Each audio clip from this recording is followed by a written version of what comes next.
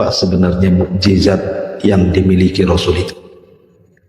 Beliau sampai mengatakan jumlahnya 1000 lebih. Jadi Rasul itu diberikan 1000 lebih mukjizat yang tidak diberikan kepada para nabi. Kenapa? Apa alasannya?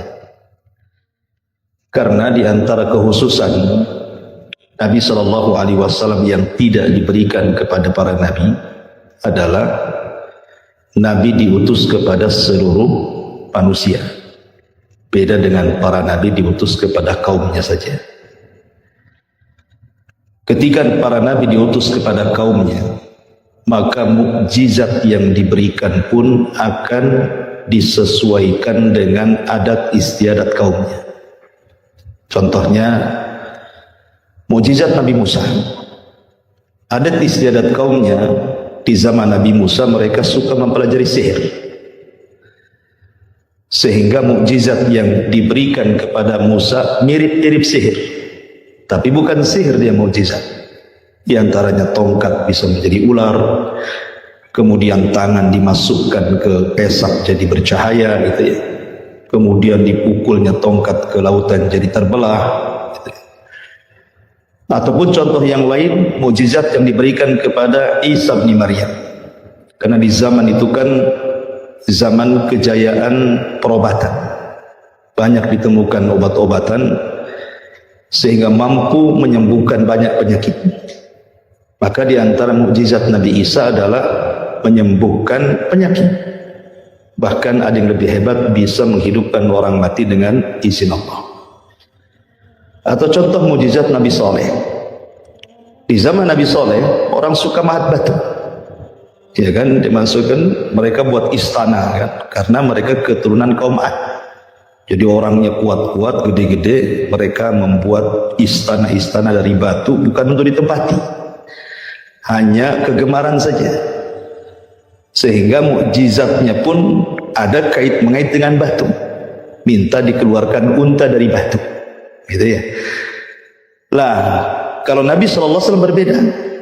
Nabi itu diutus kepada semua manusia. Yang adat istiadatnya satu daerah dengan daerah itu kan berbeda-beda. Satu negara itu dengan negara lain berbeda-beda. Sehingga wajar mukjizatnya itu bermacam-macam gitu ya. Ada yang berkaitan dengan masalah perobatan. Ada yang berkaitan ya semacam keanehan-keanehan macam sihir tapi bukan sihir mukjizatnya, atau menghabarkan sesuatu yang gaib menjadi sebuah kenyataan, dan banyak lagi nanti kita akan kaji. Pertama, kita urut dari mukjizat Nabi Shallallahu Alaihi Wasallam, peristiwa Isra dan juga Mi'raj. Ini mukjizat besar bagi Nabi, karena tidak pernah diberikan kepada para nabi yang lain. Hanya Nabilah pernah di Isra Mi'rajkan Allah Subhanahu wa taala sampai di Sidratil Muntaha. Paling tinggi para nabi di langit ke-7 Ibrahim kan itu. Kemudian di langit ke-6 ada Nabi Musa. Di langit ke-5 ada Nabi Harun. Kemudian di langit ke-4 ada Idris. Langit ke-3 ada Nabi Yusuf. Langit kedua ada Harun dan ada Yahya dan Isa. Di langit pertama Adam. Jadi paling tinggi sampai langit ke-7 saja. Tapi Nabi SAW sampai ke Sidratil Muntaha. Ini kan mukjizat besar yang tidak dimiliki oleh para nabi. Dan peristiwa Isra Mi'raj ini adalah peristiwa yang luar biasa, karena di saat itu Nabi SAW sedang kesulitan berdakwah. Bagaimana tidak, di Mesir, di Mekah dia diusir, kemudian dia mencoba ke Taif. Orang Taif pula kurang lebih dengan orang Mekah gitu ya. Mereka pun ganas juga melempari Rasul, sehingga Rasul SAW seolah-olah sudah tidak ada tempat untuk berdakwah. Lah saat sesak dadanya Nabi SAW inilah, maka Rasul dihibur Allah untuk melihat kekuasaannya, supaya makin mantap lagi. Lah sejak itulah, maka Rasul SAW di hari ketika kesedihan menumpuk, istri meninggal, paman meninggal gitu ya, maka Rasul 1 tahun sebelum hijrah di Isra Mi'rajkan. Dan ini mukjizat yang pertama. Kemudian mukjizat yang kedua, insyiqaqul qamar, terbelahnya bulan. Dan ini atas permintaan orang-orang Quraisy sebenarnya. Jadi orang-orang Quraisy kafir itu datang kepada Rasul dan mengatakan, kalau engkau seorang nabi, buktikan mukjizat. Kemudian Nabi SAW mengatakan, apa yang kalian kehendaki? Tiba-tiba mereka menginginkan bahwa bulan itu dibelah jadi dua. Kan luar biasa, ya. Kalau ada yang mengatakan Musa alaihi salatu wassalam mampu membelah lautan, mukjizatnya dengan tongkat, Nabi pula lebih hebat dibandingkan Musa. Bukan lautan yang dibelah, bulan dibelah dia, gitu kan? Dan itu juga disyaratkan dalam Al-Quran. Iqtarabatis sa'atu wan syaqqal qamar. Ya, ketika bulan terbelah menjadi dua, di mana potongannya, belahannya turun di atas Jabal Abi Qubais dan belahannya tetap di langit dan disaksikan seluruh manusia. Kalau mukjizatnya Nabi Musa kan yang disaksikan orang-orang yang hadir di situ saja kan, ketika terbelahnya lautan. Tetapi mukjizatnya Rasul disaksikan semua manusia, itu pun disangka sihir. Masih saja dituduh bahwa itu bukan mukjizat tetapi sihir. Kemudian yang ketiga, nab'ul ma min baini asabihi, di mana keluar air memancar dari jari jemari Nabi sallallahu alaihi wasallam. Dan ini bukan kali pertama, berkali-kali peristiwa seperti ini. Dan itu sebagaimana dikisahkan oleh Jabir bin Abdullah ketika perjanjian Hudaybiyah. Kalau Nabi Musa alaihi salatu wassalam di bumi linglung atau Ardutih, ketika Bani Israel diuji oleh Allah karena mereka tidak mau jihad membebaskan Palestina, maka mereka akhirnya diadab oleh Allah, tidak bisa keluar dari negeri itu. Dan negeri itu padang pasir, tidak ada makanan, tidak ada minuman gitu. Sehingga ketika mereka meminta makanan, Musa alaihi salatu wassalam berdoa, turunlah manna dan salwa. Kemudian mereka pengen minum, maka Musa memukulkan tongkatnya ke batu, maka keluarlah 12 mata air, ithna asyara aina, gitu ya. Tetapi Nabi Shallallahu Alaihi Wasallam tidak memukulkan ke batu, justru air keluar dari jari-jarinya. Sampai ketika itu Jabir bercerita, kami ketika di Hudaybiyah itu air sedikit, untuk berwudu tidak cukup, minum pun tidak cukup.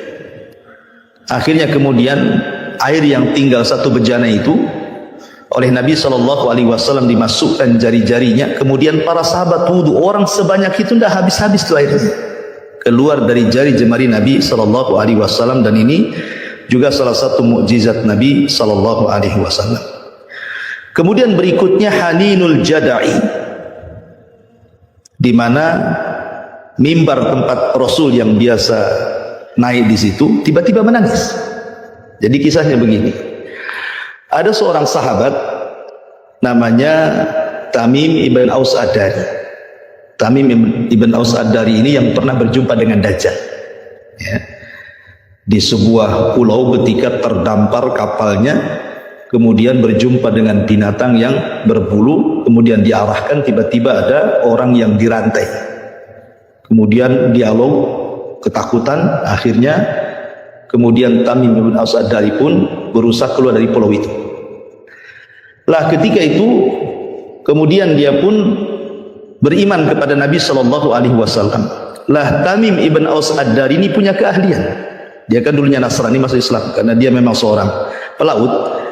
Jadi punya keahlian, mampu membuat, mungkin zaman sekarang ini petromak gitu ya, untuk cahaya ini. Kan nggak ada listrik zaman itu. Dialah yang pertama menerangi Masjid Nabi. Kemudian dia karena pandai membuat perahu, jadi dia buatkan mimbar bagi Nabi. Sehingga karena Rasul sudah tidak lagi di pelepah kurma yang biasa beliau naik, karena sudah ada mimbar baru. Jadi ketika Rasul kemudian perdana naik mimbar itu, tiba-tiba pelepah kurma yang biasa Rasul berdiri di situ menangis. Dan itu kedengaran para sahabat. Ya, kemudian Nabi SAW turun, kemudian mengelus pelepah itu, kemudian diam. Kata Rasul, kalau aku diamkan maka dia akan menangis sampai kiamat. Gitu kan? Dan menunjukkan bahwa ini mukjizat Nabi SAW, sampai kayu saja menangis gara-gara sudah tidak diinjak Rasul Sallallahu Alaihi Wasallam untuk berkhutbah. Ini juga mukjizat Rasul Sallallahu Alaihi Wasallam. Kemudian juga taslimul hajj, di mana bebatuan dan juga asjar pepohonan mengucapkan salam kepada Rasul. Dan peristiwa seperti ini bukan kali pertama, tapi berulang-ulang. Bahkan sebelum diangkat jadi nabi pun, di mana batu dan juga pepohonan itu mengucapkan salam, dan itu dilihat dari pengakuan Maisarah. Maisarah itu pembantu Khadijah, bukan perempuan. Maisarah itu laki-laki. Jadi Maisarah ini kan disuruh oleh Khadijah sebelum menikah, disuruh untuk menemani Rasul berdagang ke Syam. Dan Khadijah mengatakan kepada Maisarah, catat segala sesuatu peristiwa yang kau dapati selama berjalanmu dengan Muhammad itu. Lah, salah satu catatan yang dilaporkan kepada Khadijah adalah dia mengatakan, aku melihat sepanjang jalan mulai dari Mekah menuju Syam, awan menaungi kami dan kami tidak pernah kepanasan di padang pasir. Kemudian yang kedua, setiap melewati pepohonan dan juga bebatuan, maka terdengar suara salam kepada Nabi Sallallahu Alaihi Wasallam. Dan itu juga menjadikan mukjizat. Mungkin bahasa para ulama, kalau keanehan sebelum diangkatnya beliau menjadi Nabi dan Rasul disebut irhasat namanya ya, irhasat. Tapi kalau sudah diangkat jadi Nabi dan Rasul disebut mukjizat. Ada irhasat, ada mukjizat. Kalau irhasat itu sebelum diangkat jadi Nabi dan Rasul. Kalau mukjizat setelah diangkat jadi Nabi dan Rasul. Tapi ada yang tidak membedakan, dua-duanya mukjizat. Dan sebelum diangkat menjadi Nabi dan Rasul saja sudah banyak keanehan gitu ya. Di antaranya perang Gadah gitu kan. 50 hari setelahnya lahirlah Nabi. Kemudian juga ketika diangkat menjadi anak susuan Halimah Sa'diyah gitu kan. Itu kan sepanjang perjalanan itu banyak keanehan tuh. Di mana Atan, unta kurus yang ditunggangi Halimah itu, padahal dia datang paling belakang, tiba-tiba pulang paling pertama sampai gitu. Untanya enggak capek, enggak lelah, karena yang menunggangi adalah calon seorang nabi. Kemudian juga di antara mukjizat beliau adalah himayatul malaikatilah, di mana malaikat senantiasa menjaga Nabi. Suatu ketika Abu Jahal, Fir'aunnya umat ini, sesumbar di hadapan orang-orang Quraisy. Coba saja kalau kita lihat Muhammad sholat di hadapan Ka'bah, aku tunjang lehernya. Dan itu para pemuda orang-orang Quraisy rupanya baru ngomong begitu, betul-betul Rasulullah datang. Kemudian betul-betul sholat di Ka'bah situ. Jadi orang-orang ini menagih janji Abu Jahal. Abu Jahal, tadi kau ngomong apa tadi? Kalau si Muhammad itu sedang sholat dan posisinya sujud, kau akan tunjang lehernya. Dia sedang sholat. Betul-betul dilaksanakan sama Abu Jahal. Tiba-tiba mendekat Nabi SAW, kemudian hampir kakinya menginjak leher. Tiba-tiba dia terpental dengan sangat jauh sekali. Dan dia pun ketakutan. Sehingga dia tidak berani mendekat Rasul. Sehingga orang-orang kafir Quraisy, anak-anak muda di sekitar itu, heran gitu. Ada apa? Apakah kau tidak jadi wahai Abu Jahal untuk menginjak leher si Muhammad itu? Ini pengakuan Abu Jahal sendiri. Dia mengatakan, aku tidak bisa. Fa inni ara'aitu la khandaqan wa haulan wa ajnihatan, katanya. Demi Allah, aku tidak bisa mendekati dia karena antara diriku dan dirinya ada parit api yang sangat besar, menakutkan, dan seolah-olah aku dihempas sayap, katanya. Kata Nabi SAW, laudana minni lahtatafannahul malaikatu udwan. Coba dia sekali lagi mendekati diriku, tentu malaikat akan mematah-matahkan semua badan dia.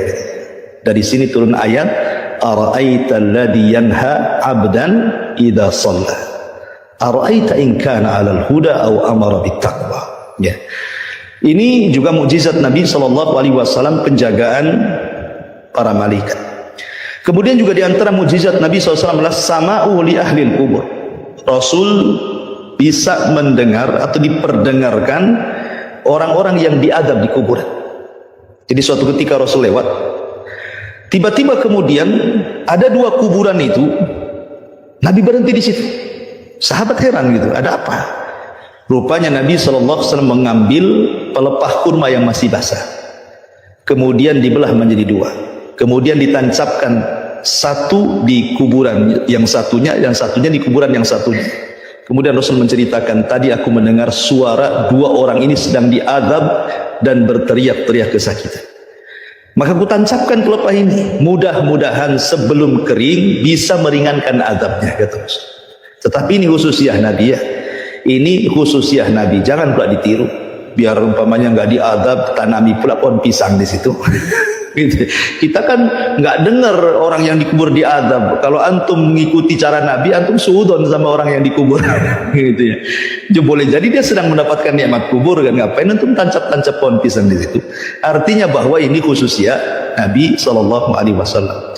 Kemudian juga di antara mukjizat Rasul ihtijaj Jabalil Uhud. Jadi suatu ketika Rasul bersama Abu Bakar dan Umar serta Utsman ibn Affan radhiyallahu anhu itu naik di atas Bukit Uhud. Tiba-tiba ada lini, ada gempa gitu ya, bergegar itu Bukit Uhud itu. Jadi Nabi Shallallahu Alaihi Wasallam tiba-tiba berhenti. Abu Bakar berhenti, Umar berhenti, Utsman juga berhenti. Karena bagaimanapun di atas gunung kemudian gempa kan takut nih kan. Tiba-tiba Rasul mengatakan, ya Uhud, tenang wahai Uhud, tenang. Fa inna alaika siddiqun wa syahidah. Di atas kamu ada siddiq, maksudnya Abu Bakar, dan ada 2 orang yang akan mati syahid. Ya kan? Dan betul rupanya Umar mati syahid, dibunuh oleh seorang majusi, Abu Lu'lu. Dan Utsman juga mati syahid, dibunuh oleh kelompok Sabaiyah. Tapi lihat bagaimana Nabi Shallallahu Alaihi Wasallam menenangkan bukit itu. Tiba-tiba kemudian bukit itu langsung tenang. Dan ini terulang ketika Rasul berada di Bukit Hira. Jadi 2 kali kejadiannya. Pertama di Bukit Uhud, yang kedua di Bukit Hira. Kasusnya sama. Kata Rasul, uskut ya Jabal, diam kau gunung. Tiba-tiba diam. Ini mukjizat Nabi Shallallahu Alaihi Wasallam. Kemudian juga diantaranya adalah syifa'u ba'di ashabihi ala yadaihi biidnillah. Rasul bisa mengobati dengan kedua tangannya sahabat-sahabat Rasul. Dan ini beberapa kasus. Salah satunya adalah kasus dalam perang Uhud. Abi Qatadah radhiyallahu an pernah kemudian matanya kena pedang sehingga keluar kelopak matanya. Kemudian dipegang tuh. Kemudian menghadap Nabi Shallallahu Alaihi Wasallam. Diambil lagi bola matanya, dimasukkan lagi. Kemudian kata sahabat, aku tidak pernah melihat mata seindah Abi Qatadah. Gitu ya. Ya, kalau kita mana bisa masukin mata, makin buta kan. Kemudian juga kisah Ali bin Abi Thalib dalam perang Khaybar. Khaybar itu kan peperangan terakhir melawan Yahudi. Karena perang melawan Yahudi itu kan 4 kali di Madinah itu ya. Pertama perang Bani Qunaiqah, kemudian perang Bani Nadir, kemudian perang Bani Quraidah setelah perang Ahzab, kemudian terakhir perang Khaybar. Dan itu last lah Rasul mengusir orang Yahudi di Madinah itu ketika perang Khaybar itu. Lah Yahudi kan suka membuat benteng mereka. Jadi daerah itu dibentengi sehingga sulit menembus benteng, itu sulit sekali gitu ya. Sampai akhirnya Abu Bakar diutus, tidak bisa juga jebol bentengnya. Beberapa orang diutus, tidak bisa juga jebol bentengnya. Sampai akhirnya suatu malam Nabi Shallallahu Alaihi Wasallam mendapatkan wahyu bahwa besok benteng itu akan jebol. Kumpulkan sama Rasul sahabat-sahabat. Kata Rasul, besok akan ada seorang laki-laki yang mencintai Allah dan dicintai Allah. Di tangannya bendera kemenangan. Ketika itu Umar bin Khattab radhiyallahu an yang nggak pernah mau jadi pemimpin, dia sampai paling depan seolah-olah ingin ditunjuk Nabi pagi harinya itu. Ya, kata Umar, demi Allah aku tidak mau jadi pemimpin kecuali hari itu. Kenapa? Karena Rasul memberikan muqaddimah, orang yang memenangkan perang ini dia mencintai Allah dan dicintai Allah. Itu masalahnya. Ya kan, orang kan pengen dicintai Allah gitu ya. Akhirnya tiba-tiba Nabi Shallallahu Alaihi Wasallam mencari pula orang yang nggak ada di situ. Kata Rasul, aina Ali? Di mana Ali? Gitu. Orang-orang mengatakan Ali sakit matanya dan memarah. Wahai Rasul, hampir tidak bisa melihat. Wajar, namanya hidup di padang pasir, kemudian banyak angin, mungkin kelilipan, bahkan bisa lah gitu. Makanya orang sana kan suka pakai serban, wajar ya. Serban itu bukan sunnah, itu adat istiadat sana. Ya. Jadi ketika itu Rasul tetap memaksa, datangkan Ali kepada kami. Akhirnya Ali pun dipapah gitu ya, karena sudah parah penyakit matanya. Maka Nabi SAW cukup kemudian meludahi kedua mata Ali dan langsung sembuh. Wah, ini kan ludahnya Rasul jadi obat. Tetapi jangan diamalkan ini ya. Ini khususnya Nabi SAW, bahaya kalau udah antum itu. Bisa buta kan. Jadi Nabi SAW bisa mengobati, dan itu bagian daripada mukjizat dengan izin Allah Subhanahu wa ta'ala, dan banyak kasus-kasus seperti ini. Ya. Kemudian juga Nabi SAW mampu ru'yatu ashabihi min wara'i dhahri. Rasul itu bisa melihat ke belakang persis seperti melihat ke depan.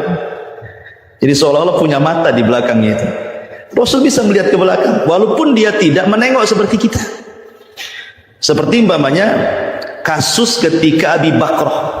Jadi Rasul sedang sholat berjamaah. Abi Bakrah ini hampir ketinggalan rakaat karena ketika masuk ke masjid orang sedang ruku. Karena dia takut tidak mendapatkan ruku, ketika baru sampai di pintu masjid dia sudah takbiratul ihram. Kemudian dia ruku, kemudian jalan sampai saf. Karena takut ketinggalan ruku masalahnya kan. Orang sudah ruku di sana. Kalau saya pamannya seorang sedang ruku mengarah ke sana mungkin sudah i'tidal kan, nggak keburu. Jadi karena takut ketinggalan ruku, jadi dari pintu masjid sudah Allahu Akbar ruku dan jalan sampai ke saf. Sampai selesai sholat dia ikut salam. Kata Nabi SAW selesai sholat, siapa tadi yang jalan sambil ruku? Katanya. Kok tahu Nabi coba? Ya, sebanyak itu para sahabat satu masjid, macam mana mau lihat? Ya. Tiba-tiba Abi Bakrah mengatakan, "Ana ya Rasulullah," katanya. Maka Rasul mengatakan, "Zadakallahu hirsan wa la ta'ud." Semoga Allah menambah kesemangatan ibadahmu wahai Abi Bakrah, tapi jangan kau ulangi ya. Jangan kau ulangi gitu ya. Kalimat jangan kau ulangi inilah menjadi khilaf para ulama. Apakah jangan kau ulangi ruku sambil berjalan, ataukah jangan kau ulangi sholatmu, artinya sudah sah gitu ya. Dari silah maka khilaf para ulama, apakah orang mendapatkan ruku itu dapat satu rakaat? Dan itulah pendapat yang kuat bahwa orang mendapatkan satu rakaat itu ketika mendapatkan rukunya imam. Ya, dari hadis Abi Bakrah ini pendalilannya. Ya, ini menunjukkan bahwa Nabi SAW melihat ke belakang persis seperti melihat ke depan. Kemudian juga di antara mukjizat Rasulullah tauqirul wahsy lahu sallallahu alaihi wasallam wa ihtiramuhu. Bagaimana binatang menghargai Rasul. Imam Ahmad dalam musnadnya meriwayatkan satu hadis dari Anas bin Malik radhiyallahu anhu. Jadi suatu ketika Anas sedang dibonceng oleh Rasul di atas keledai. Jadi kendaraan Rasul itu kan, kalau keseharian Rasul biasanya nunggang keledai. Tapi kalau agak jauh sedikit pakai kuda. Kalau jauh sekali pakai unta, gitu ya. Jadi keledai itu binatang yang paling sederhana. Ya, begitulah kesederhanaan Nabi gitu ya. Kalau bisa antum beli 3 mobil lah ya. Mobil Combat 1 yang jelek gitu ya untuk operasional ya. Kalau yang jauh yang agak cantik sedikit gitu ya. Jadi Nabi SAW suatu ketika membonceng Anas, belusukan di ganggang kota Madinah. Tiba-tiba kemudian terlihat oleh seekor unta, dikejar sama unta itu. Orang-orang sudah khawatir, kenapa unta itu mengejar Nabi? Tiba-tiba kemudian unta itu persis menghadang di depan keledai Rasul. Secara tiba-tiba terburuk, tiba-tiba sujud unta itu. Kemudian menangis, ya kan? Sampai air matanya nampak di pipi unta tersebut. Maka Rasul langsung turun, kemudian mengusap air matanya. Kemudian Rasul berteriak, "Man sahib hadal jamal?" Siapa pemilik unta ini? Faja'afatan minal ansor. Datang anak muda dari Ansor. "Ana ya Rasulullah, aku pemiliknya wahai Rasul." Maka Rasul marah dan mengatakan, "Afala tattaqillah ya fulan? Tidakkah kau bertakwa kepada Allah wahai fulan? Allati mallakakallahu iyyaha." Allah sudah kuasakan unta itu kepadamu. Fa innahu syaka alayya. Lihat untamu mengadu kepadaku. Untamu mengadu kepadaku. Fa innaka tuji'uhu wa tut'ibuhu. Engkau hanya bisa mempekerjakan tapi engkau tidak bisa mensejahterakan unta ini. Kau membuat dia letih dan lapar. Nah, unta saja paham kemana harus mengadu. Kadang-kadang kita ini persoalan-persoalan itu tidak paham. Padahal jelas aduan kita ini kepada Allah dan Rasulnya. Idza tanaza'tum fi syai'in farudduhu ila Allah wa Rasul. Kalau kalian bermasalah sebuah perkara, larikan perkara itu kepada Allah dan Rasulnya. Jangan pula lari ke adat pula. Ya, lari ke perasaan, lari ke adat gitu ya. Walaupun adat itu bersinggungan dengan syariat, tidak peduli, dibela-belanya gitu ya. Jadi itulah Islam mengajarkan solusi terbaik itu kembali kepada Allah dan Rasulnya. Lo unta ini lo tidak paham apa-apa, tidak berakal pun, tapi dia tahu kemana mengadu. Ini kan sebuah faedah bagi kita bahwa unta ini memberikan pelajaran kepada kita bahwa solusi dalam setiap permasalahan kita ini hanya ada pada Allah dan Rasul. Selain itu tidak akan dapat solusi terbaik. Lah ketika sahabat nih melihat unta ini sujud, protes mereka. Rasul, ini unta nggak berakal. Dia sujud kepadamu. Harusnya kami yang berakal yang sujud kepadamu. Maka Rasul sallallahu alaihi wasallam mengatakan tidak. Lau amarallah, lau amur an yasjud ahadun li ahadin la amartul mar'ata an tasjuda li zawjiha li idhami haqqiha. Kata Nabi SAW, kalau seandainya Allah perintahkan aku, kalian sujud kepada yang lainnya, maka yang pertama kali kuperintahkan seorang istri sujud kepada suaminya, karena besarnya haknya, tapi itu pun tidak diperintahkan, ya kan? Ini diantara mukjizat yang ke-14. Kemudian juga selanjutnya nuzulul matar bidu'aihi Nabi sallallahu alaihi wasallam, turunnya hujan dengan sebab doa Nabi sallallahu alaihi wasallam. Jadi suatu ketika Rasul itu sedang khutbah Jumat. Jadi Rasul ceritanya ini sedang khutbah Jumat. Datang orang Badui, tiba-tiba memutus. Rasul lagi khutbah, namanya orang Badui kan, itu main putus-putus saja dia kan. Rasul lagi ceramah, diputusnya.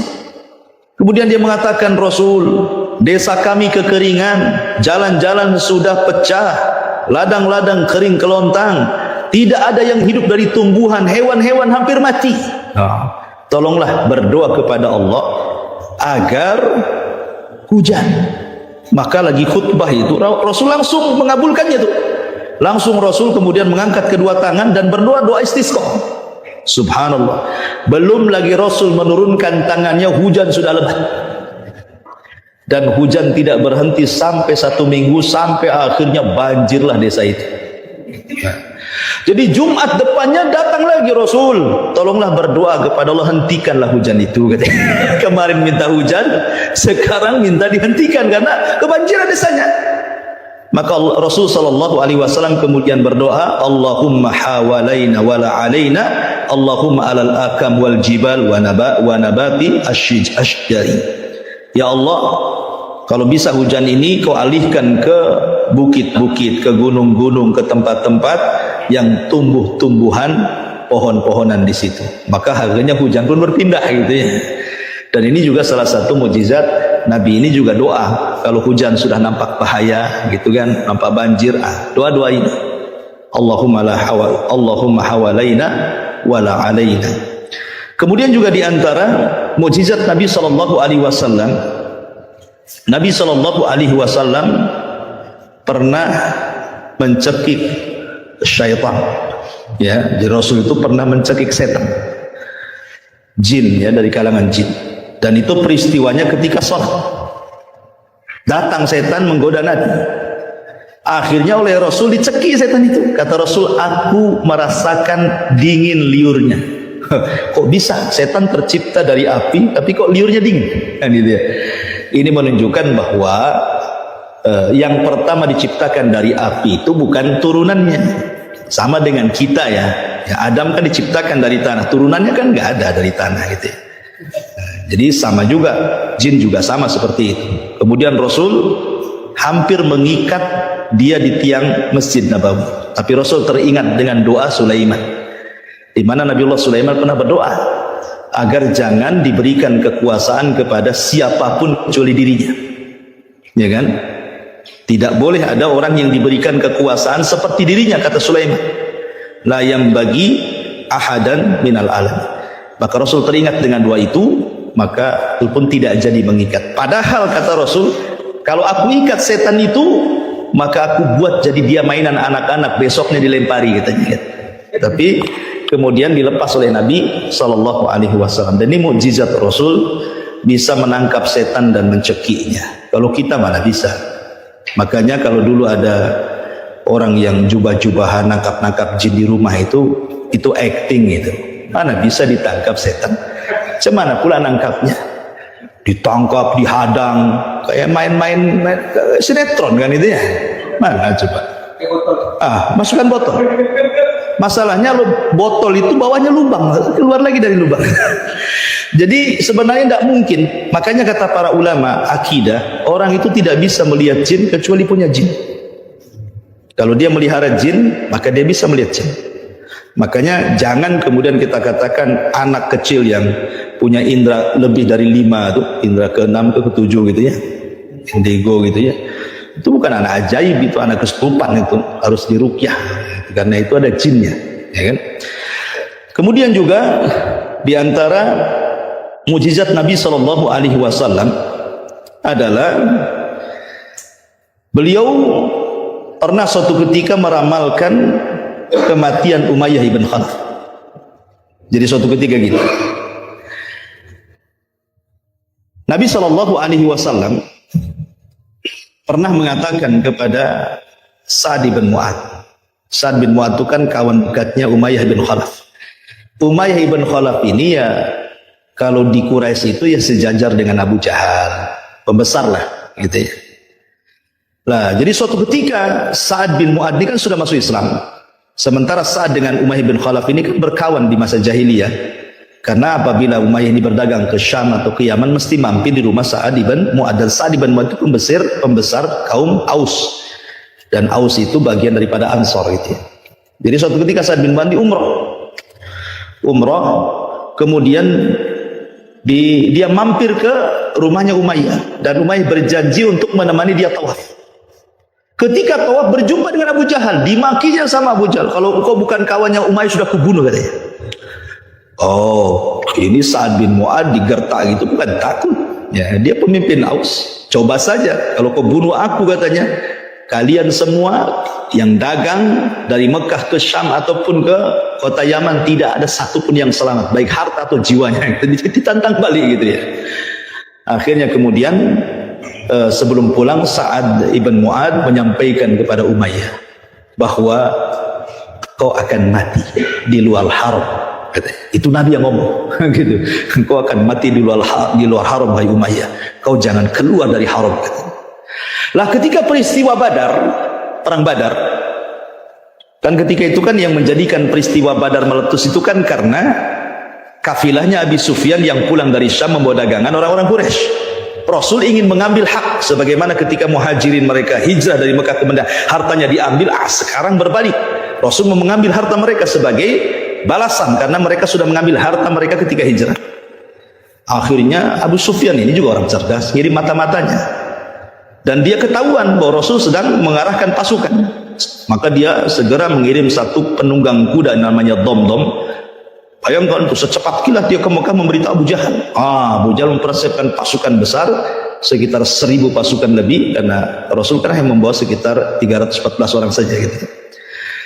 Lah ketika itu Abu Jahal itu kan menginginkan bahwa orang-orang Quraisy itu terutama pemimpin-pemimpinnya harus ikut. Lah salah satunya Umayyah gitu ya. Sementara Umayyah terbayang-bayang dengan perkataan Sa'ad bin Mu'adz bahwa engkau akan mati berdasarkan sabda Nabi di luar haram. Lah ini Badar kan di luar haram kan itu. Tidak mau dia diraya Abu Jahal. Ayolah kamu keluar, kalau nggak keluar kabilahmu tidak akan keluar katanya. Tidak mau, tetap nggak mau dia. Ya. Akhirnya kemudian Abu Jahal ini cerdas juga, orangnya licik gitu kan. Dikirimnya kemudian buhur, buhur itu semacam untuk perempuan, wangian perempuan, baju perempuan. Kau pakai, kau ini perempuan bukan laki-laki. Tersinggunglah dia kan, karena dianggap kalau tidak mau perang itu dibilang perempuan gitu. Itu aib kan itu. Akhirnya dia tersulut, akhirnya mau juga dia jihad. Jihad ala jahiliyah tentunya ya, bukan ala Islam. Akhirnya dia ikut bersama Abu Jahal dan betul apa yang dikatakan Sa'ad bin Mu'adz. Dia salah satu orang yang mati di perang Badar. Gitu ya, atas sabda Nabi Shallallahu Alaihi Wasallam, dan itu mukjizat Nabi. Ya. Kemudian juga di antara mukjizat Nabi SAW dalam peperangan itu juga nuzulul malaikah. Karena dalam perang Badar itu berapa malaikat turun? 5.000. Dipimpin Jibril lagi. Anehnya orang Islam tidak melihat, orang kafir melihat. Sampai Jibril itu menunggang kuda namanya Haizum. Kudanya Jibril itu namanya Haizum. Ya, sampai ketika Jibril datang kata Rasul menghindar. Para sahabat kan bingung karena nggak melihat malaikat. Kata Rasul menghindar, kasih jalan. Kaidum Haizum. Maka kemudian tiba-tiba orang-orang kafir Quraisy, belum sahabat mencabut pedang, kepala mereka sudah pada melayang kan itu kan. Ini siapa yang membantai mereka? Lah Abi Sufyan yang selamat dalam peperangan itu langsung dia kabur ke Mekah, memberitahu Abu Lahab. Abu Lahab itu pengecut, tidak mau ikut perang. Dia hanya nyewa orang untuk menggantikan dirinya saja. Dia menceritakan sama Abu Lahab bahwa dia melihat ada orang yang berjubah putih, naik kuda putih, kemudian pedang terhunus gitu yang membantai kami semuanya. Akhirnya ada budaknya Fadl bin Abbas yang menyembunyikan keislaman, tiba-tiba nyeletuk. Itulah malaikat yang membantu Nabi. Marah Abu Lahab, ditamparnya budaknya si Fadl. Kau mendukung dia ya katanya.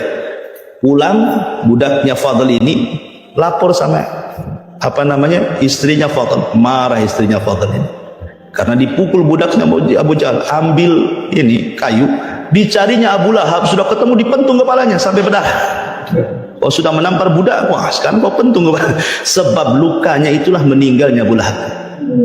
Ya, gara-gara istrinya Fadl bin Abbas itu. Ketika dia hendak safar, di tengah jalan dia sakit, akhirnya meninggal, jasadnya dibiarkan sampai 3 hari bau, nggak ada berani orang mendekati. Anak-anaknya pun nggak mau mendekati, terpaksa dilempari batu. Itulah batu itu kuburannya. Itulah Abu Lahab. Ya, artinya bahwa salah satu mukjizat Rasul turunnya para malaikat di peperangan. Kemudian juga di antara mukjizat Nabi SAW adalah Nabi SAW menceritakan tentang perang Mu'tah. Perang Mu'tah itu perang perdana bagi Khalid bin Walid. Khalid bin Walid itu kan masuk Islam belakangan dia. Di Mekah nggak masuk Islam, sampai Rasul sudah hijrah ke Madinah pun nggak masuk Islam dia. Kenapa alasannya Khalid tidak langsung masuk Islam dan telat masuk Islam gitu ya? Alasannya karena dia masih terpaut dengan Abu Jahal. Dan Abu Jahal ini kan orangnya orator, pandai ngomong, makanya orang Quraisy menyebutnya Abul Hakam. Karena kalau ngomong itu betul-betul berbobot gitu ya, banyak hikmah-hikmah. Tapi karena dia tidak mau masuk Islam, maka Nabi mengganti kalimat Abul Hakam dengan Abu Jahal. Jadi Abu Jahal itu kunyah yang diberikan Nabi. Orang-orang Quraisy menyebutnya Abul Hakam. Hakam itu artinya karena kalimat-kalimatnya penuh hikmah. Makanya Khalid itu tidak mau masuk Islam karena masih tertarik dengan Abu Jahal, terpengaruh dengan Abu Jahal. Setelah Abu Jahal meninggal itulah terpikir dia kan, setelah dia berpikir apalagi keluarganya sudah banyak masuk Islam. Khalid bin Walid ini abangnya duluan masuk Islam ya, tapi bapaknya justru orang yang memusuhi Nabi ya, Al-Walid ibn Mughirah. Al-Walid bin Mughirah itu yang difirmankan dalam surah Al-Mudaththir. Bayangkan bapaknya Khalid itu orang kaya, kekayaannya loh terbentang dari Taif sampai ke Mekah, itu kebun dia sendiri, berapa ribu hektar ya, bapaknya Khalid kayanya itu. Oh jadi kaya sekali bapaknya Khalid. Al-Walid bin Mughirah itu dia tokoh Quraisy itu, omongannya daripada Abu Jahal dia lebih berpengaruh. Al-Walid bin Mughirah itu karena sudah kaya, dermawan kan itu ya, tokoh besar dan ahli syair. Dan ketika itu kalau sudah ahli syair kan dipertimbangkan di zaman itu kan. Sampai Allah Subhanahu wa taala berfirman soal Khalid Al-Walid bin Mughirah ini, "Darni wa man khalaqtu wahida." Biarkan aku yang membalasnya kata Allah. Karena aku yang menciptakan dia. Aku sudah berikan kekayaan yang membentang, anak-anak yang banyak. Sebenarnya Al-Walid bin Mughirah ini bapaknya Khalid bin Walid ini sudah mau masuk Islam sebenarnya. Ketika dia ingin mengecek gitu ya kebenaran Rasul, dia datang kepada Abu Bakar. Kemudian dia tanya-tanya sama Abu Bakar itu tentang Nabi. Sama Abu Bakar dibacakan ayat. Oh, dari situlah dia merasa sedap dengan ayat itu. Akhirnya enggak penasaran juga, datang kepada Rasulullah. Kemudian dibacakan oleh Rasul, makin mantap lagi dia. Cuman masalahnya ketika dia memuji Nabi SAW kedengaran sama Abu Jahal. Maka Abu Jahal datang ke tempatnya Al-Walid ibn Mughirah, ayahanda Khalid bin Walid ini, menceritakan, Bagaimana pendapatmu tentang Muhammad? Oh, dipujinya habis. Nah, bingunglah Abu Jahal nih. Sempat dia masuk Islam, bisa satu Quraisy masuk Islam. Orang kaya, orang paling kaya. Dia orang-orang itu memang luar biasa. Dialah yang pertama kali merobohkan Ka'bah. Al-Walid bin Mughirah ini, kan Ka'bah ini kan mau direnovasi itu. Tapi nggak ada yang berani merobohkan Ka'bah. Kenapa? Karena masih terngiang peristiwa Abraha. Jangan-jangan kalau kita robohkan Ka'bah nanti datang ke rumah Babil kan itu. Al-Walid yang berani, dia mengatakan, biar aku yang pertama merobohkannya. Kalaupun terjadi apa-apa biar aku yang mati. Karena aku tidak hendak merobohkan Ka'bah untuk menghancurkan sebagaimana Abraha ketika menghancurkan Ka'bah. Maka mulailah dia yang pertama merobohkan, tidak terjadi apa-apa. Baru semua ikut. Memang ini tokoh luar biasa Al-Walid bin Mughirah ini. Ya, tetapi ketika dia dimintai ceramah di hadapan orang ramai, takut kalau dia memuji Rasul, jabatan dia hilang. Akhirnya dia pun berkomentar tentang Rasul bahwa Al-Quran yang dibawanya itu adalah sihrun yu'thar, itu sihir yang diimpor dari luar katanya. Oh gitu, turun ayat sa'uslihi saqar, Allah mengatakan saya akan masukkan Al-Walid ke neraka saqar. Nah, kan bapaknya ini musuh Nabi, tapi anaknya lihat Khalid bin Walid pejuang, ya, pejuang Nabi. Tidak ada peperangan yang dipimpin dia kecuali menang. Sampai ketika dia memimpin perang Uhud dari pasukan Abi Sufyan, kan kalah kaum muslim. Itu karena kecerdikan Khalid, ya kan? Makanya ketika dia masuk Islam, pertama yang diikuti perang adalah perang Mu'tah ini. Dan perang Mu'tah itu perang perdana melawan orang-orang Romawi. Orang Romawi ini tentaranya banyak. Itu gara-gara apa? Gara-gara surat yang dilayangkan Rasul. Nggak terima orang Romawi itu. Akhirnya mereka membawa pasukan untuk menyerang Madinah. Ketemulah di Mu'tah. Lah di sini Nabi SAW mengutus 3 pemimpin. Pertama Zaid, kemudian kedua Ja'far, yang ketiga Abdullah ibn Rawahah. Tiga-tiganya meninggal. Kata Nabi SAW, kalau Zaid meninggal maka bendera dipegang Ja'far. Kalau Ja'far meninggal dipegang Abdullah ibn Rawahah. Rasul di Madinah tidak ikut perang Mu'tah. Tapi Jibril datang memberitahu bagaimana Zaid meninggal, bagaimana Ja'far meninggal, bagaimana Abdullah ibn Rawahah meninggal. Sampai Rasul mengatakan, semoga Allah menggantikan kedua tangan Ja'far yang putus saat peperangan dengan kedua sayap dan dia bisa terbang sesuka dia di surga. Rasul mengatakan seperti itu. Nah, dan Rasul mengatakan, dan bendera itu akan dipegang oleh Khalid. Pada Rasul di Madinah ngomong begitu. Ya. Betul, ketika dalam perang Mu'tah itu pasukan sahabat sudah bingung, gimana pemimpinnya mati semua. Nah, pemimpin kan yang dijagokan cuma 3. Khalid jadi pasukan biasa, kan itu perang perdana dia masalahnya kan. Tapi karena orang melihat bagaimana pengalaman Khalid ketika masih kafir, maka sahabat langsung melirik Khalid, kau yang mengganti. Akhirnya dengan gaya Khalid berperang, bayangkan, dia bisa memukul mundur orang-orang Romawi. Walaupun tidak mengalahkan, tetapi minimalnya mereka tidak menyerang Madinah. Makanya ketika Khalid pulang dengan pasukan, dilempari sama penduduk Madinah itu. Firarun minal qital, kenapa kalian lari dari peperangan katanya? Kenapa kalian tidak mati syahid saja? Yang lempari anak-anak, perempuan, ibu-ibu tuh, lihat. Nah, tapi Rasul membela Khalid dan pasukannya. Mereka tidak lari, tetapi mereka akan kembali, kata Rasul. Mereka hanya mundur sesaat dan akan kembali gitu ya. Tetapi di sini bagaimana Rasul mendapatkan kabar, dan itu mukjizat. Kenapa Rasul tahu Zaid meninggal, Ja'far meninggal, Abdullah ibn Rawahah meninggal, kemudian bendera akan dipegang Khalid, itu kalau bukan mukjizat? Karena datang wahyu memberitahu Nabi SAW. Kemudian juga termasuk mukjizat Rasulullah syakkus sadrin Nabi, dibelahnya dada Rasul. Dan itu ada 3 pendapat. Ada yang mengatakan bahwa Rasul itu dibelah 2 kali, ya.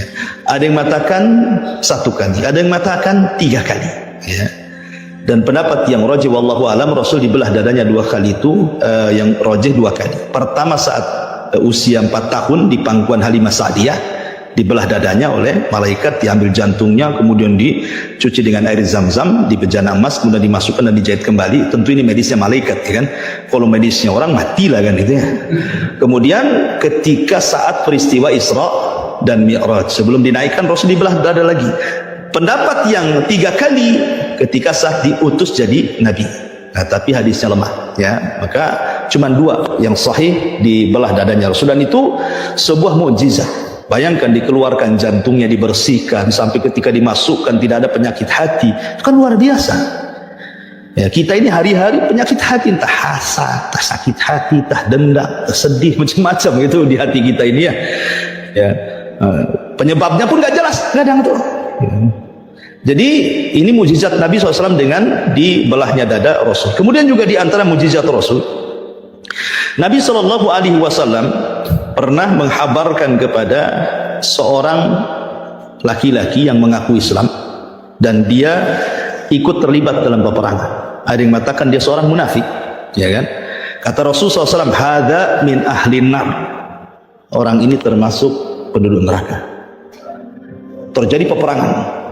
Rupanya orang yang dikatakan oleh Rasul, orang ini penduduk neraka, paling banyak membunuh orang. Dari semua sahabat itu paling banyak membunuh orang. Habis itu dia meninggal meregang nyawa dengan tombak menancap di perutnya.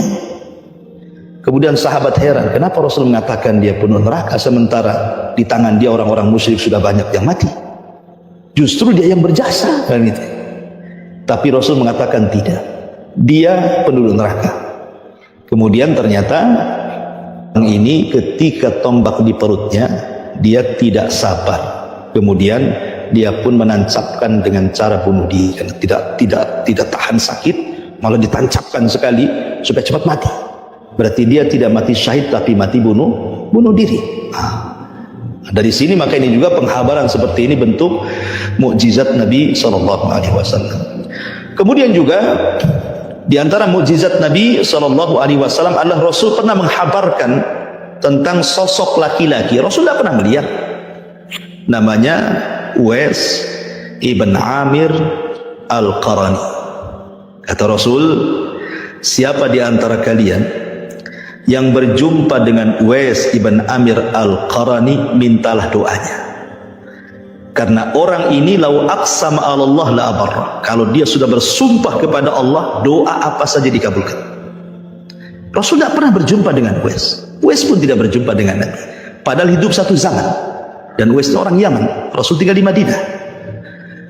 Uwais ini ingin berjumpa dengan Nabi sebenarnya, cuman karena terhalang dengan ibunya. Sakit, dia tidak mau meninggalkan ibunya. Dia betul-betul habiskan waktunya hanya untuk merawat ibunya. Jadi dia ingin ke Madinah menjumpai Rasul, nggak kesampaian sampai Rasul meninggal. Tapi Rasul tahu. Kata Rasul, kalau kalian berjumpa dengan Uwais ibn Amir al-Qarani, dulu dia punya penyakit albino, kalau sembuhkan tinggal 1 dirham sebagai sisa dari penyakit itu. Sebagai tandanya kalau kalian ingin ketemu, cari dia punya tanda ini. Dulu punya penyakit albino, disisakan 1 dinar saja di badannya. Lah, para sahabat bingung siapa Uwais ini? Ya. Umar, Utsman, Ali, semua para sahabat, siapa hebat kali Uwais ini? Padahal dia bukan sahabat, dia tabi'in karena tidak berjumpa dengan Nabi. Lah Umar ini orang yang paling pengen tahu tentang Uwais ibn Amir al-Qarani. Ketika dia jadi khalifah, setiap ada rombongan haji dari Yaman selalu dicegat sama Umar. Afikum Uwais, ada nggak orang namanya Uwais? Kata mereka nggak ada. Nunggu tahun depan lagi. Datang lagi kafilah dari Yaman, dicegat lagi. Afikum Uwais, ada Uwais nggak di antara kalian? Nggak ada. Tunggu tahun depan lagi. Jadi setiap tahun Umar itu mencegat kafilah dari Yaman.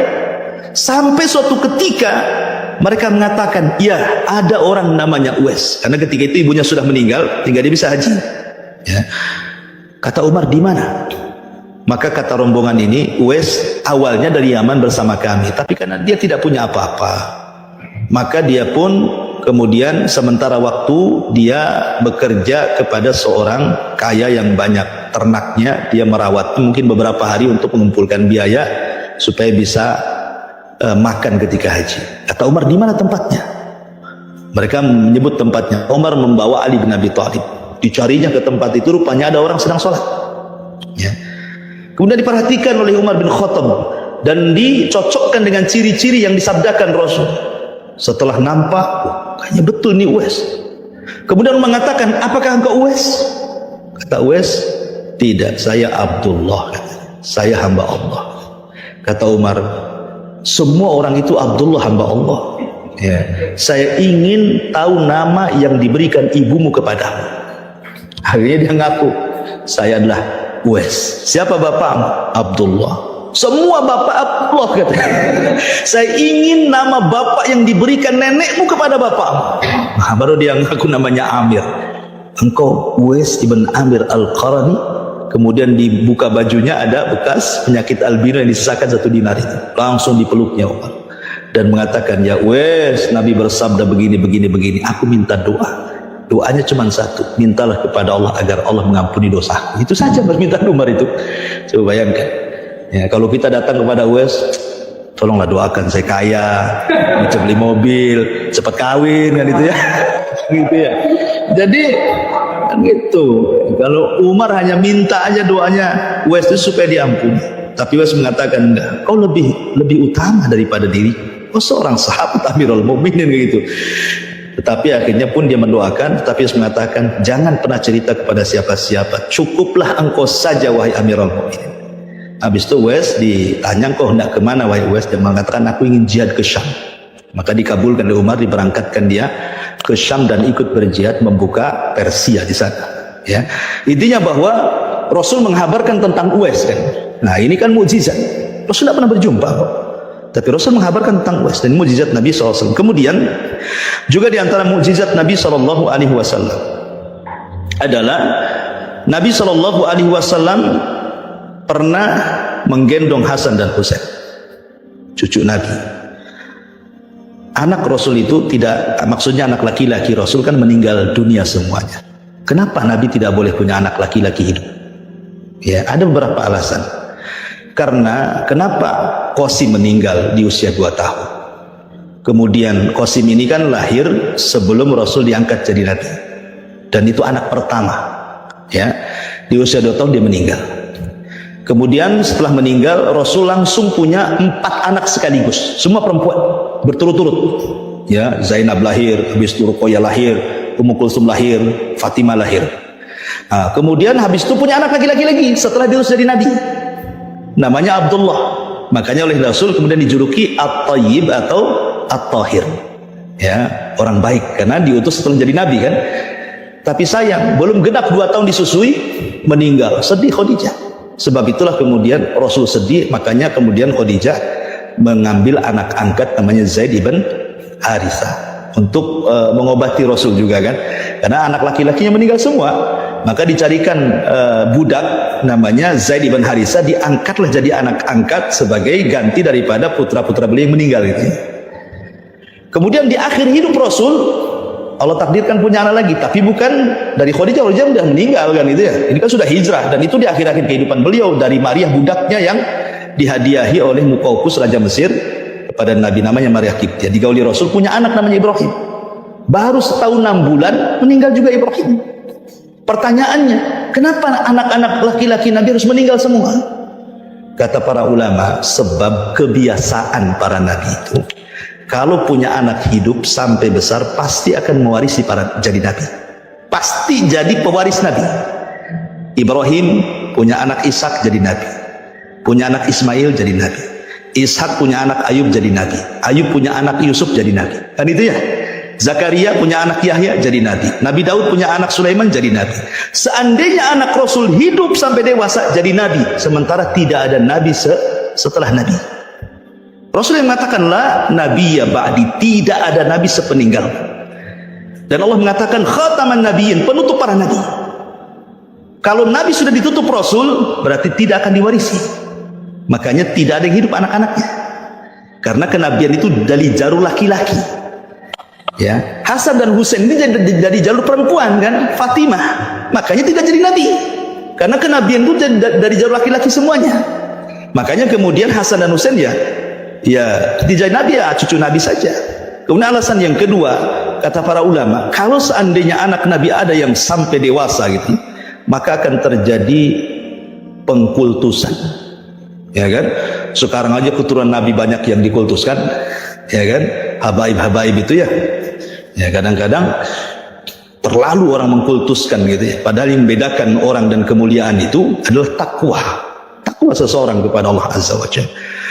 Lah, Rasul itu pernah menggendong Hasan dan Husain.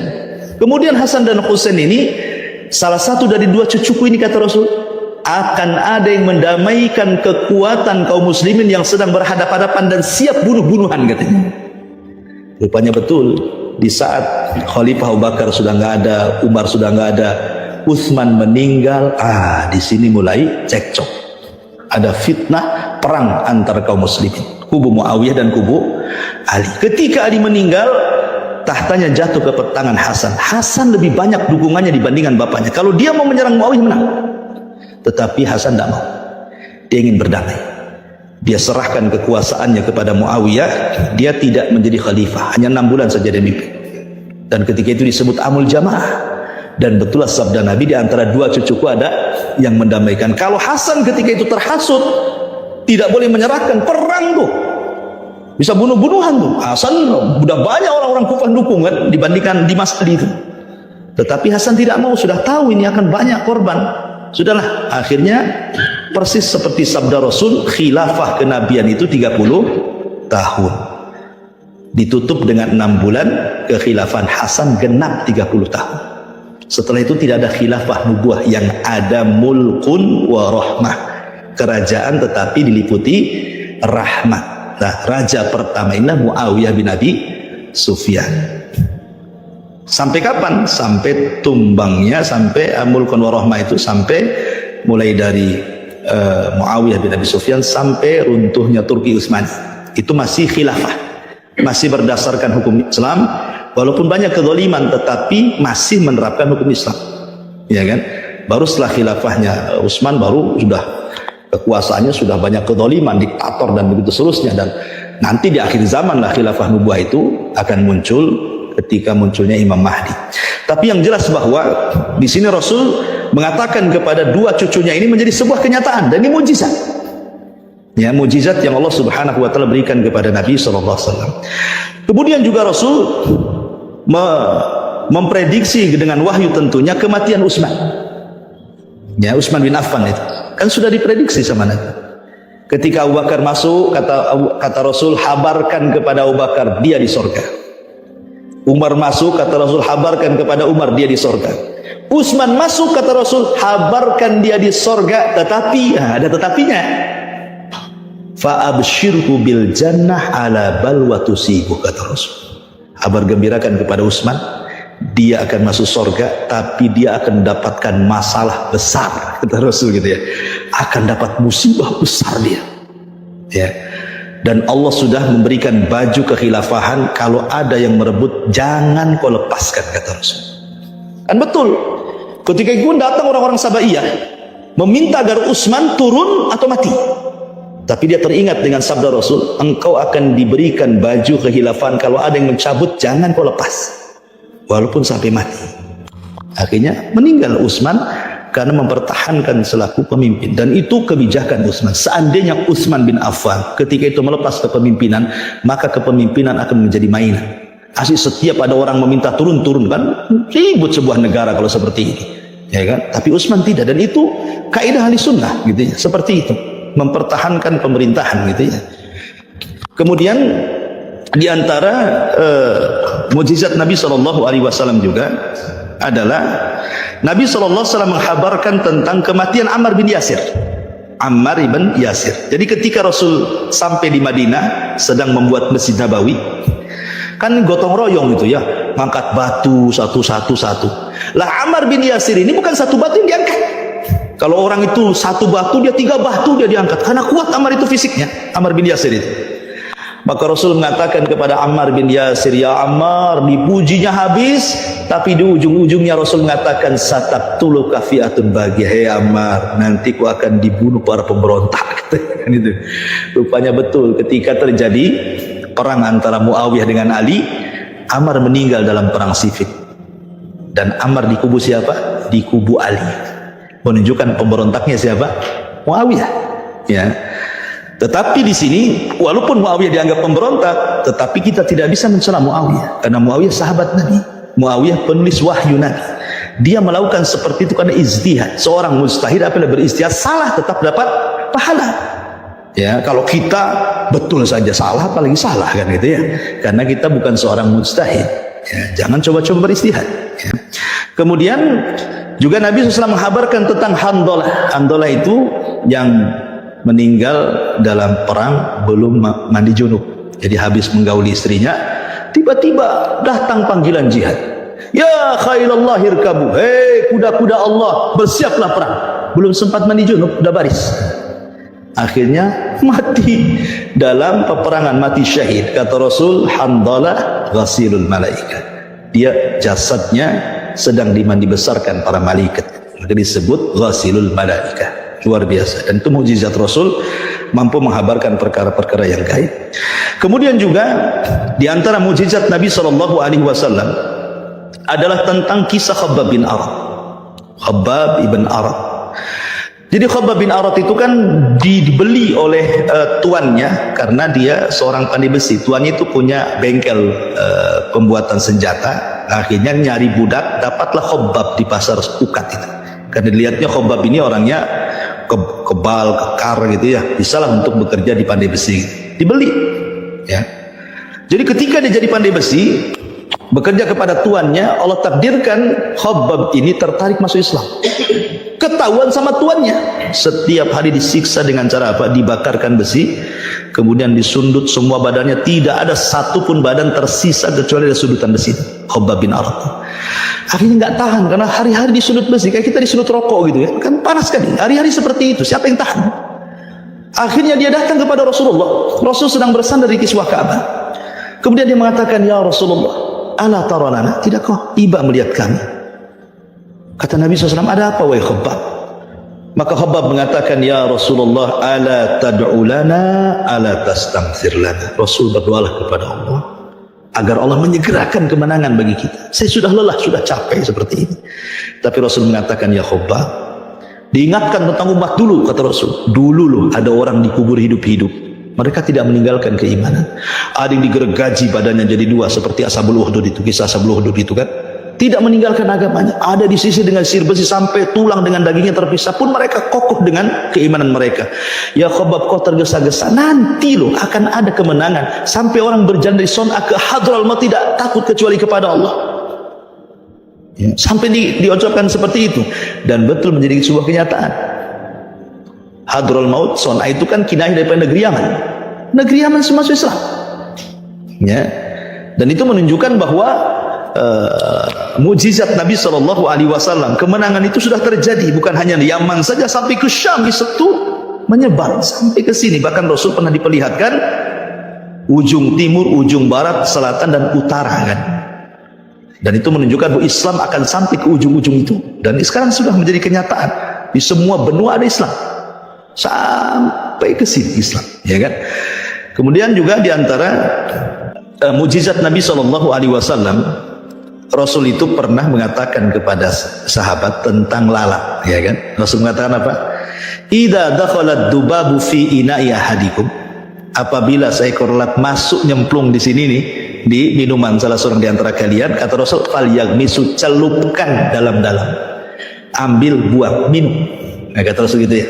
Kalau mau diminum maksudnya nggak ada air lagi.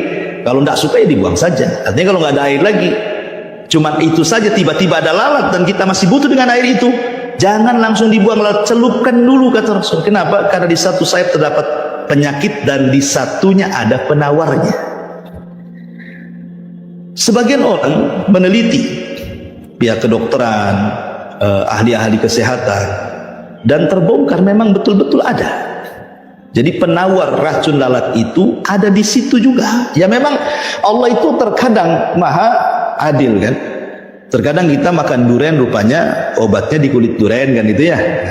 Orang kepatu ular juga obatnya dari bisa ular. Orang kena corona rupanya vaksin pun dari corona kan itu ya. Jadi memang nggak jauh-jauh dari situ obat itu. Ya, diteliti dan itu mukjizat Nabi. Ya. Kemudian ketika Nabi SAW bicara tentang jumlah persendian manusia, zaman dulu mana meneliti persendian berapa jumlah sampai sejumlah-jumlahnya, sedetil-detilnya Rasul tahu. Siapa yang ngasih tahu? Ya Allah lah kan itu. Dalam sebuah hadis Nabi SAW mengatakan, innahu khalaqa kulla insanin min bani Adam ala sittina wa thalathumiyati mifsal. Sesungguhnya Allah menciptakan manusia itu dari bani Adam, jumlah persendian itu 360 sendi. Dan setelah diteliti oleh pakar kesehatan, memang ada 360 persendian manusia itu. Ya, menjadi sebuah kenyataan gitu ya. Diteliti memang segitu jumlahnya. Ya. Kemudian juga ketika Rasul menceritakan tentang proses manusia kan, kehamilan kan, janin yang 40 segumpal sperma, 40 berikutnya segumpal darah, 40 berikutnya segumpal daging, sampai ditiupkan ruh dan begitu seterusnya. Itu semua adalah mukjizat dari Allah Subhanahu wa taala, menunjukkan bahwa ini salah satu mukjizat yang luar biasa. Jadi secara kesimpulan begini saja. Jadi mukjizat Rasul itu tentu yang paling besar Al-Qur'an. Kalau kita bicara tentang ijazul Quran, luar biasa. Ya, Quran itu ditinjau dari aspek sejarah, aspek sains, aspek macam-macam ya. Itu sudah dibuktikan kebenaran Al-Quran itu. Karena itu memang mukjizat luar biasa. Orang Arab saja yang fasih bahasa Arabnya tidak bisa mendatangkan satu ayat atau satu surat, karena luar biasa ilmu bahasanya itu. Ya, banyak orang-orang mendengar Quran itu gara-gara mendengar Islam, gara-gara mendengar Quran. Seperti contohnya Umar bin Khattab. Orang kan banyak menceritakan Umar itu kalau masuk Islamnya Umar itu ketika dia mau membunuh Nabi, ya kan? Kemudian dihadang oleh seorang sahabat yang menyembunyikan keislamannya. Kemudian ditanya, Umar, kau mau pergi kemana? Kata Umar, membunuh si Muhammad itu. Kata orang ini mengatakan, maukah ku habarkan ada perkara lebih besar daripada kau datang ke rumah dari Arqam? Kenapa? Adikmu masuk Islam, katanya kan? Fatimah. Datang dia. Rupanya Fatimah dengan Sa'id bin Zaid sedang membaca Quran dengan Khabbab. Akhirnya Umar mendobrak rumahnya, dipukulnya Fatimah. Dia menyesal karena sudah memukul adiknya, kemudian suruh mandi, baca Quran, masuk Islam. Ini riwayat lemah ini. Riwayat ini secara matan dan sanad itu lemah. Kenapa? Gak masuk di akal. Masa Umar suruh mandi? Dia masih kafir. Apa manfaat mandinya? Ya, orang kafir suruh mandi, gak ada manfaat mandinya. Ya. Kemudian juga gak mungkin Umar sudah memukul Fatimah sampai berdarah-darah, tiba-tiba suruh mandi lagi emosi. Masa Umar mau kayak gitu kan gitu? Jadi para ulama mengatakan secara sanad dan matan itu lemah riwayat seperti ini. Lalu kisah yang sahih tentang masuk Islamnya Umar itu apa? Riwayat Imam Mujahid, dan ini riwayat yang paling dengan dalil. Jadi sebab Umar masuk Islam itu karena Umar itu suatu ketika sedang tawaf di Ka'bah, Rasul sedang sholat. Ya, kemudian Rasulullah SAW membaca suratul Qaf dari situ ya. Kemudian setelah Rasul membaca surah Qaf, bahwa Quran itu bukan sihir, Quran itu, dan yang membacanya Rasul itu bukan majnun, bukan orang gila. Banyaklah di surah Qaf itu intinya. Lah ketika setelah mendengar surah Qaf itulah Umar tersentuh. Dengan sebab mendengar surah Qaf itulah Umar masuk Islam. Dan banyak sahabat yang gara-gara mendengar Quran masuk Islam. Contohnya Zubair bin Mut'im. Dia sudah hendak membunuh Nabi gara-gara apa? Pamannya mati di perang Badar. Datang dia ke Madinah. Rasul sedang sholat maghrib, baca surah Toha. Didengerin baik-baik surah Toha itu. Kata Zubair, wallahi hatta kada qalbi an yatir. Demi Allah hatiku mau terbang mendengar surat itu. Tiba-tiba dia masuk Islam, bukan itu ya? Itulah keajaiban Quran. Hanya mendengar saja orang bisa masuk Islam. Tapi aneh, coba antum datang ke orang yang sedang duduk, antum baca Quran, apa nggak lari orang?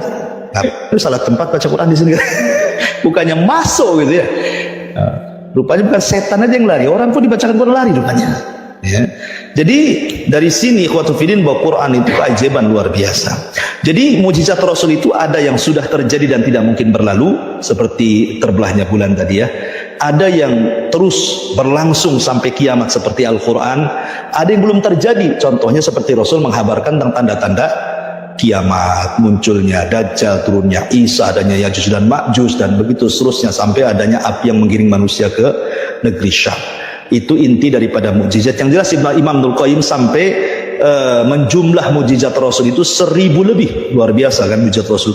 Makanya ini yang saya baca ini nggak sampai 50 ya. Padahal saya sudah meringkas sampai 100 ini ya. Karena akhlak-akhlaknya Rasul itu juga mukjizat. Contoh yang paling mudah saja. Rasul itu suka senyum. Dia itu bermuka masam 1 kali ketika berdakwah di hadapan orang Quraisy. Datang Abdullah ibn Umi Maktum, itu saja muka masam. Habis ditegur Rasul tidak pernah. Kalau kita kan nasi masam terus muka itu kan, ada masalah sedikit nah malah senyum. Dan itu kan mukjizat, orang senyum terus kan mukjizat kan. Atau contoh nih, Rasul tidak pernah mencela makanan, itu kan mukjizat tuh. Ya, sampai ke akhlak-akhlak ini jadi mukjizat Rasul.